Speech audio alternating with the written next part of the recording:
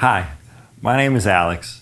I'm from Minnesota, I'm a huge hockey fan, and in March of 2017, I went to North Korea to play hockey against the North Korean men's national hockey team. Now, before I begin, there's something that I need to say. North Korea is a very complicated place. What I experienced does not represent nearly the whole story. I was a tourist, and so I only saw what tourists were supposed to see. With that said, I still saw a lot of cool stuff, and I feel like there's value in showing you. Trust me when I say there were plenty of reasons not to go to North Korea.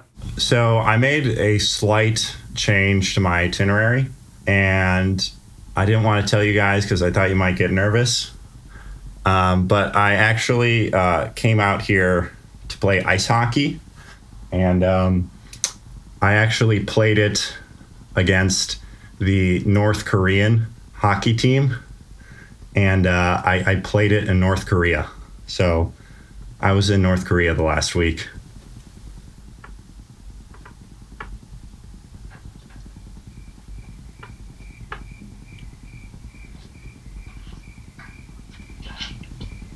Are you guys there?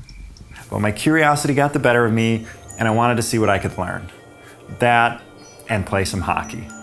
So I told myself I would keep my head down, go top shelf, and try and make it through the most secretive country in the world.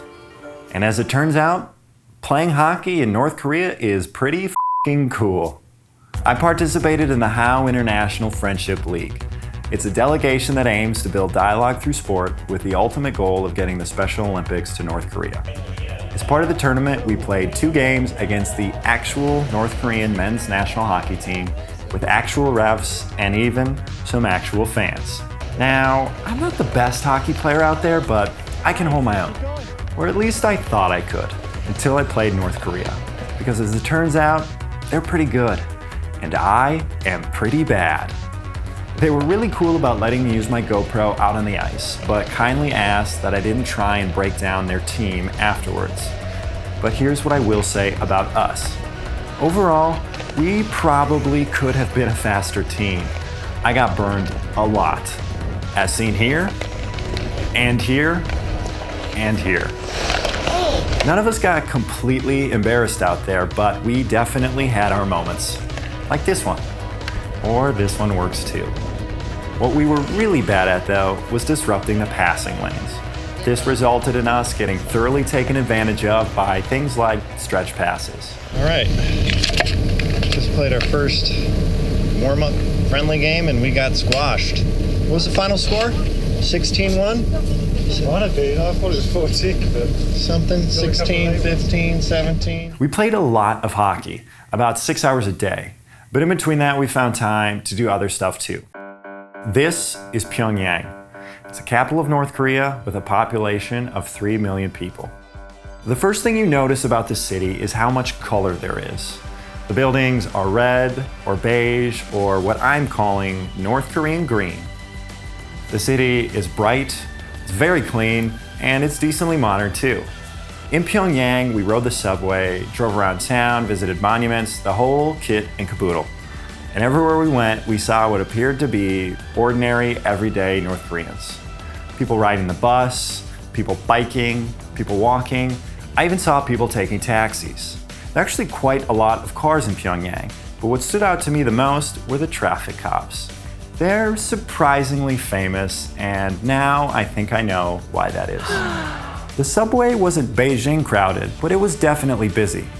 The cars were old and noisy, and you had to open the doors with your hands, but the stops themselves were beautiful.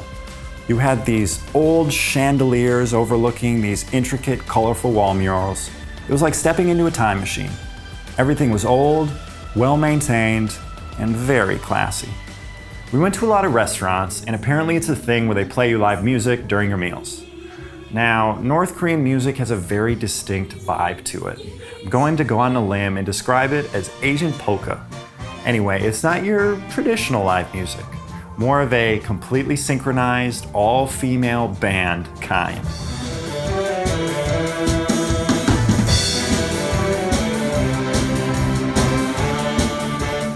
We made some stops outside of Pyongyang too, And that's when you realize why everyone is so desperate to live in the city. It's in the countryside that the buildings are more run down, the roads are poorly maintained, and cars become non-existent. It was a stark contrast to what we saw in Pyongyang. We did a lot of touring, but it was important to remember why we were there in the first place, to build relationships through hockey. And it was by playing alongside the North Koreans that I felt like I was able to get to know them the best. After our official games came the friendship game, where we split up teams and scrimmaged. This was the most fun part of the trip for me because the second the North Koreans put our jerseys on, their demeanors changed. They initiated conversations, they joked around, actively sought out to play on our lines. It's almost as if they liked us. And no offense to our team, but man, were the North Koreans fun to play with. They tried so hard to get us to score, which I certainly appreciated. They hooked me up with some sick passes that I then tarnished with horrible shots. Here you'll see me getting coached by a North Korean. He's telling me not to shoot it at the pads, but in between them. So essentially, I'm getting chirped by a North Korean, which, when you think about it, that's amazing. The thing that stood out the most to me from the game was the amount of times I caught the North Koreans laughing. Maybe it was just a natural high from skating for 6 hours, but I swear they were having a good time. Having a good time playing the game that they loved alongside me, an American imperialist. USA, USA, USA. After the game, we shook hands and took pictures, and I even snapped a pic with the head coach of the men's national team. I put my arm around him, which I think caught him off guard, but I'm just really awkward. We also got to run some practices for the women's national team. Now this was really cool because A, it had never been done before, and B, their attitudes were just beyond stellar. They constantly smiled in the huddles, were super enthusiastic about all of the drills, and were just a really talented group of players. It was a privilege to play alongside them. Between the friendship game and the joint practices and everything else that we did, I feel like I was able to learn some things about the people there. The people of North Korea are just that, people. They laugh, they smile, they even play games on their cell phones. That's right, there are millennials in North Korea. At first, this all surprised me. Going in, I expected the country to be robotic, where everything was gray and nobody showed any emotion. But the truth is, it was the exact opposite. This is a place filled with human beings, and it only took a short while for me to realize that I had been bamboozled. The people of North Korea are really nice, and they don't even hate Americans. That's right, they don't hate Americans, or any other foreigners for that matter. At first, I was nervous to tell people where I was from, but every time I said I was American, I was met by a smile and a simple question. California? Hello. My name is Alex. I'm from the United States. Beautiful country. Enjoy it very much. The people are very friendly. I'm very excited to be speaking English with all of you. Thank you.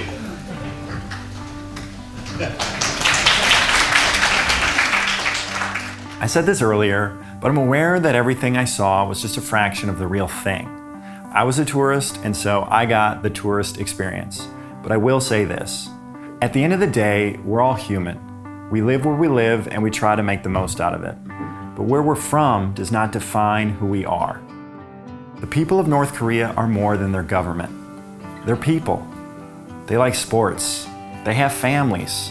They go to the circus, the frickin' circus. When I arrived in North Korea, I was afraid. But everyone I met was accommodating, kind, and genuinely curious about my way of life. They didn't pass judgments, only exhibited a passion to learn more about who I was and where I came from. Even as an American, they treated me as one of their own, and it completely caught me by surprise, which honestly kind of just made me feel like a dick. Just chilling on a international soccer field in front of 150,000 seats. No biggie. Oh, in Pyongyang. You always hear that sports have a way of bringing people together. I found that hockey was no different. It takes a hockey player to love hockey, And I can say that the love for the game does in fact cross borders, including North Korea. We have a tendency to put things into buckets. Life just seems to be easier that way. When you think North Korea, chances are you think missiles, you think detainments, you think bad stuff. I did too. But now, when I think North Korea, I think hockey. I think ping pong. I think people. My perception has changed. And yes, there are still serious problems in North Korea. But if there's one thing this trip has taught me, it's that there is also good. There is good in North Korea. It starts with the people, and I'm glad to have met them.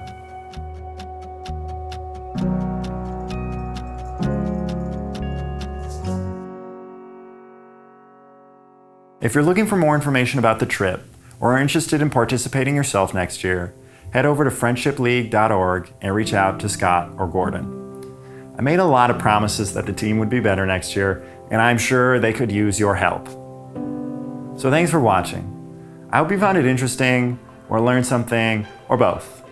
Above all else, make your own decisions. Don't let anyone else make them for you, myself included. The world is a strange place, but it's full of really cool people.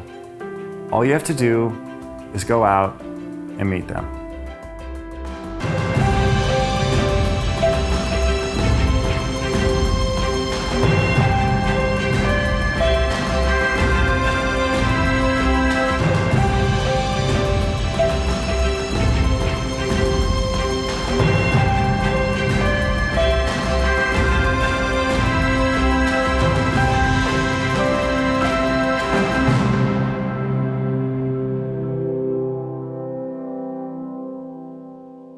Oh, Hank, do they have ice hockey in Finland? Oh.